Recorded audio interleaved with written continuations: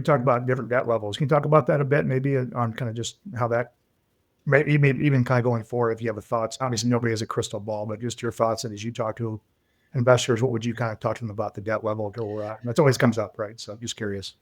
Yeah. This is something we've been talking about for a number of years as an investment firm. And at the very least, it's nice to see this is finally being talked about in the media at large, starting to capture the awareness of the regular investor. I think it's a little too late, in all honesty, but at least we're talking about it. Right.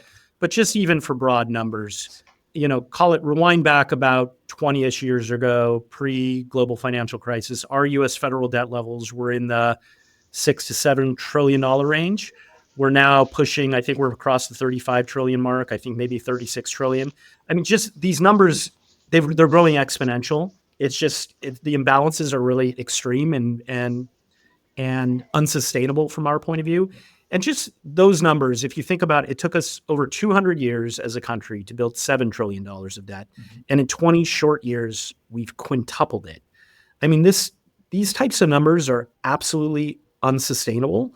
And when you think about these numbers, I mean, the word trillions being thrown around, they're numbers that we can't even really comprehend. I mean, they're so large.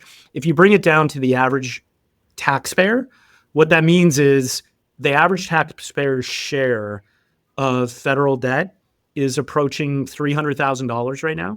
So literally the average taxpayer to pay off her debt, it would have to write a check for, I think the number is $280,000 or $290,000.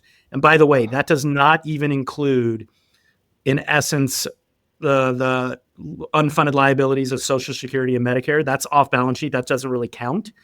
But that's, by any conservative measure, many times of the order of magnitude larger than that. So by the most conservative estimates, it's, call it 100-ish trillion, those types of numbers, which means the average individual taxpayer would have to pay, by my math, $800,000 or $900,000, up close to $1 million, just to pay off our debts. Wow. I mean, these types of numbers are just absolutely unsustainable from our point of view.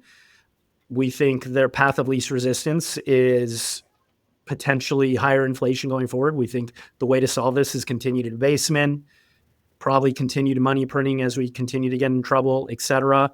And so it's building portfolios with that mindset, with an understanding that you have to protect against these risks because they're not just going away anytime soon.